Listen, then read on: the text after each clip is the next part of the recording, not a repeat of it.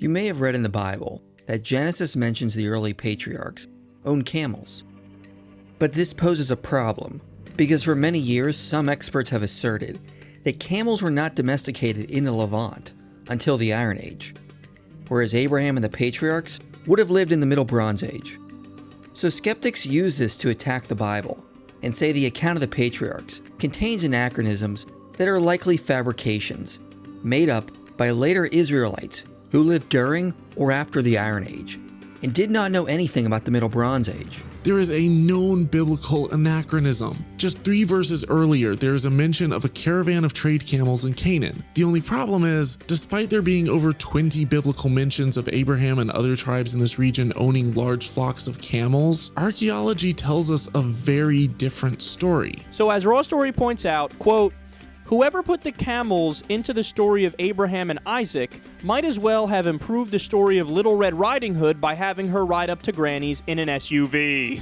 Scientists say a new discovery involving camel bones is calling the accuracy of the Bible into question. Using data from radiocarbon dating, researchers from Tel Aviv University say camels did not come to Israel until way after the age of patriarchs. Despite this claim by skeptics, this is not a complete picture of what the Bible is claiming or what the archaeological record shows.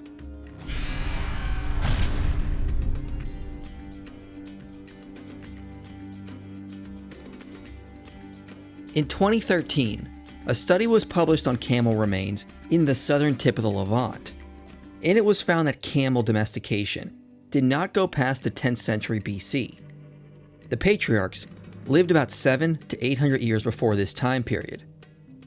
So when Genesis records they owned camels, it must be inaccurate. However, it appears skeptics are jumping the gun on this one. For one, the study focused on one species of camel, which was the dromedary camel. Another species of camel was domesticated as well, called the Bactrian camel, and most likely was domesticated in Central Asia about 5,500 years ago, almost 1,000 years before Abraham existed. We also need to take a look and see what the Bible actually says about camels in the early parts of Israel's history.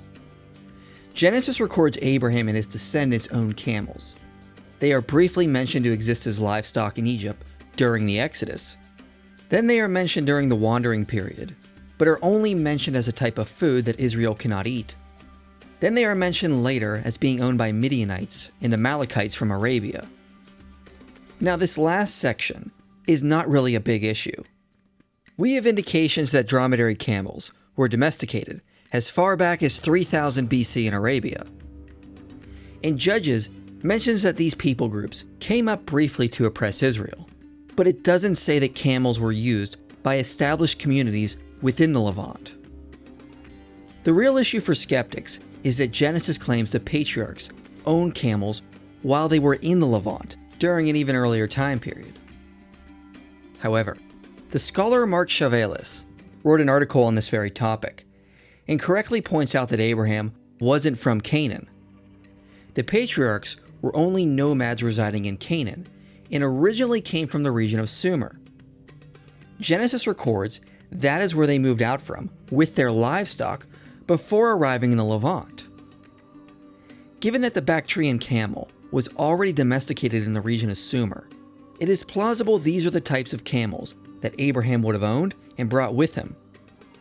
Also, the first time we hear of camels seems to be when Abraham receives them as a gift from the Pharaoh of Egypt. So it's possible he didn't even own camels until he went to Egypt. We don't hear about native Canaanites having or owning camels in Genesis. When it comes to Sumer, Chavalas notes we do have archaeological evidence of camel domestication from before the time period of Abraham. Camels are mentioned in Iranian, Sumerian, and Akkadian texts from the 3rd millennium BC, most of which are without a clear indication of domestication. However, there is a plaque from a Sumerian city, Eshnunna, which depicts a rider on what appears to be a dromedary camel. At around the end of the 3rd millennium BC, a text from the city of Nippur records deliveries of an animal that Piet Steinkeller posits to most likely be a Bactrian camel. Given that the animal in question comes from a region in the east where camel domestication began. The etymology of the Sumerian word relates to bending down or humped one, and that it is included in a list of large, hoofed herbivores. In the 2nd millennium BC, also at the city of Nippur, a love song that dates to the 18th century BC at one point says, "The milk of the camel is sweet." Chavalas says, though in a mythical context, many myths often depict normal social reality. There is nothing mythical or even magical about drinking camel's milk. Having walked in many surveys through camel herds in Syria along the Middle Euphrates River, I sincerely hope that this text is describing a domesticated camel. Who would want to milk a wild camel? At the very least, the Bactrian camel was being used for dairy needs at this point. Edith Parada also found a cylinder seal with a depiction of 2 riders on a 2-hump camel, which she says dates to about the 18th century BC.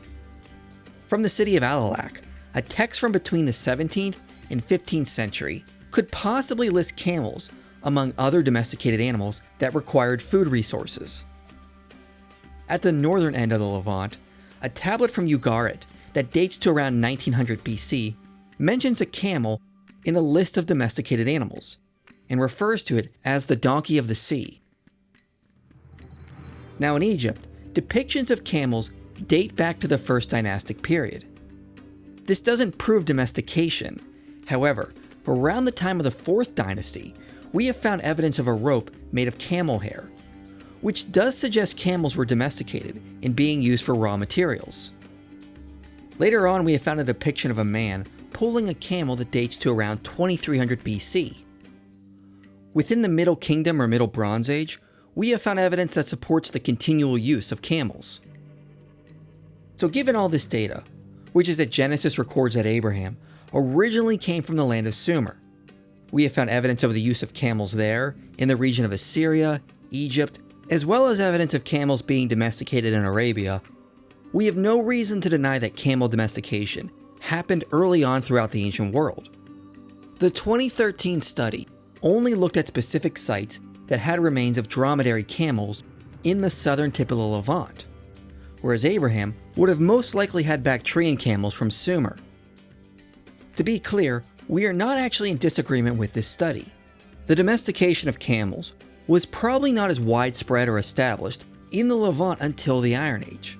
However, Genesis doesn't say otherwise, only that the nomadic Hebrews and their descendants brought in some camels when they migrated into the region. But camel domestication was probably not established by the native Canaanites until a few centuries later. Given that we have evidence of camel domestication in Mesopotamia, the region of Assyria, Egypt, Arabia, and the trade routes were open and utilized, is it so inconceivable that some nomadic herders may have passed through or moved into Canaan with a few camels? Furthermore, of the thousands of sites that have been found in the region, only about 60% have been surveyed. Around 2% have been partially excavated, whereas most sites have not been fully excavated. And then only a fraction of what has been excavated has even been published. For example, there are over 130,000 cuneiform tablets stored in the British Museum, and only about half have been published. Archaeologist David Graves says, this translates into the claim that only about 0.006% of the evidence is available. And despite this, we still have found evidence from all over the ancient Near East to support the domestication of camels from before the time of Abraham, as well as a wealth of other evidences that support the accounts of Genesis. So the archaeological record of the ancient Near East gives us no reason to suggest Genesis is anachronistic when it records that the patriarchal, nomadic ancestors of Israel owned camels. In fact, Genesis's record of camels seems to fit right in with the world of the Middle Bronze Age.